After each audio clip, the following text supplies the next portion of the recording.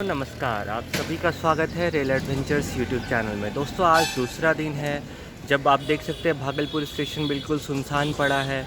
और चूँकि भागलपुर से लेकर जमालपुर के बीच में ट्रेन का परिचालन बंद हो चुका है, क्योंकि वहाँ पे जो गार्डर ब्रिज है बरियारपुर के निकट और गंगनिया के आगे जो एक खरिया पपरा के पास जो एक ब्रिज है, दोनों जगह पानी गार्डर के टच कर चुकी है। इस कारण से सेफ्टी रीज़न के कारण बंद कर दिया गया है। आप में से कई लोग ये मुझसे पूछ रहे थे कि कब से ये वापस चालू किया जाएगा, तो इसमें ना मैं बता सकता हूँ, ना आप बता सकते, ना कोई ऑफिशियल बता सकता है।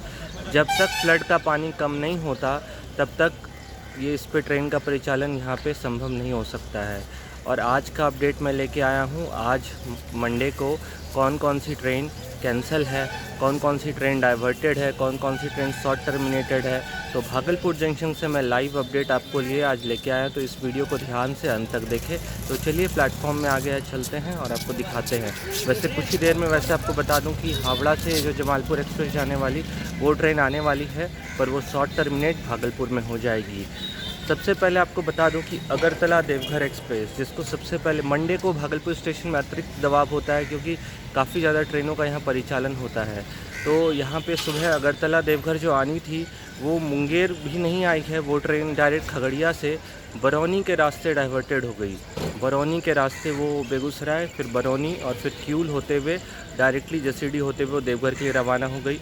मेरे पीछे आप देख सकते हैं सूरत एक्सप्रेस जो 09148 बनकर भागलपुर से सूरत के लिए रवाना होनी है 6:45।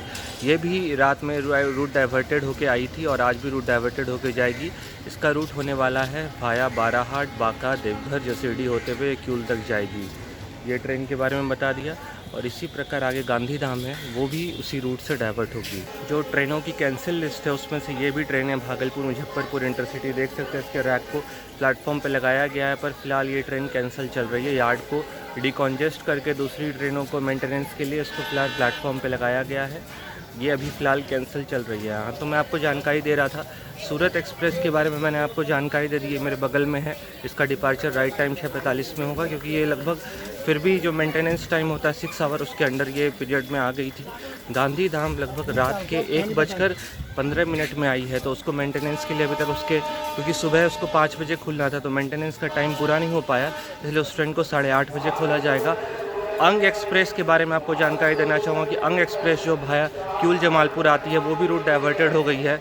वो ट्रेन भी भाया खाना जंक्शन से एंथिया और फिर रामपुर हाट और फिर साहिबगंज होते हुए भागलपुर आएगी, और वो राइट टाइम ही भागलपुर आएगी।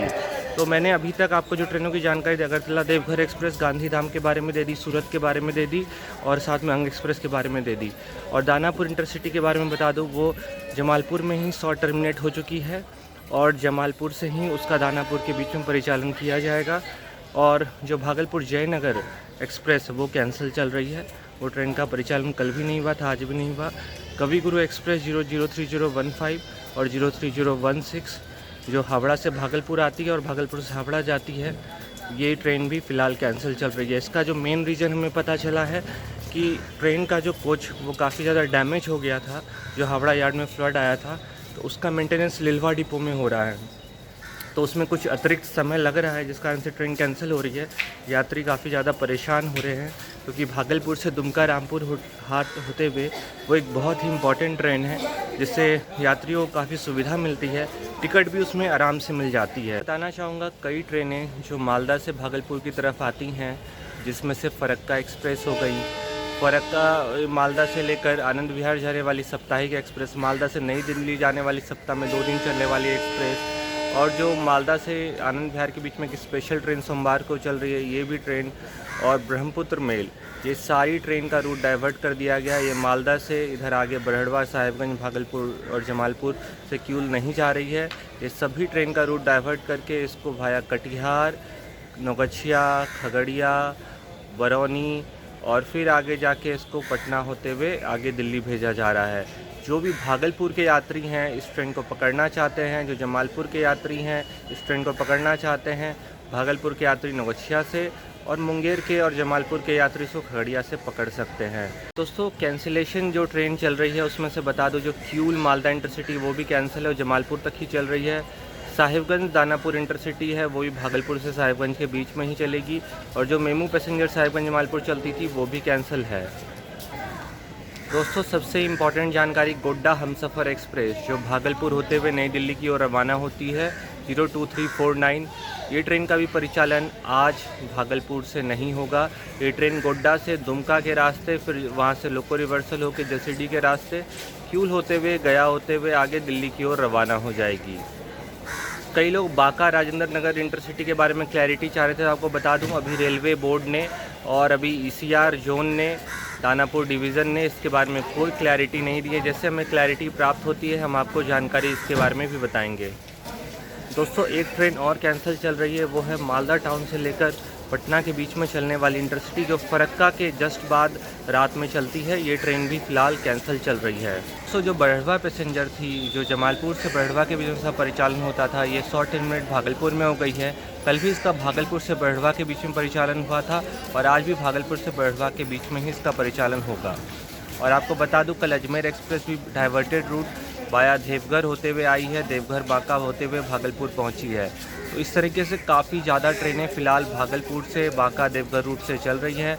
मेरा तो दोस्तों काफ़ी समय से ये डिमांड था, क्योंकि फेयर बस में 170 रुपये लगते हैं। एक पैसेंजर ट्रेन कम से कम सुल्तानगंज से देवघर के बीच में रोज़ाना चले 2 ट्रिप, तो यात्रियों को बहुत लाभ होगा, क्योंकि डेली यहाँ पे हज़ारों यात्री बस के माध्यम से सफ़र कर रहे होते हैं, तो उनको बहुत लाभ हो जाएगा। तो फ्लड के कारण जो अभी ट्रेन्स को डाइवर्ट करके इस रूट पर चलाया जा रहा है बांका देवघर होते हुए, तो इससे रेलवे बोर्ड को काफ़ी आइडिया लग गया होगा कि इस रूट पे एलएचबी ट्रेन का भी परिचालन हो सकता है। पहले से आईसीएफ ट्रेन जैसे अगरतला देवघर चल ही रही थी, तो इस प्रकार से इस रूट से भी कई ट्रेनों को आप डाइवर्ट कर सकते हैं इन फ्यूचर। और साथ ही साथ रोज़ आप रेगुलर पैसेंजर ट्रेन चला के यात्रियों को बहुत लाभ दे सकते हैं।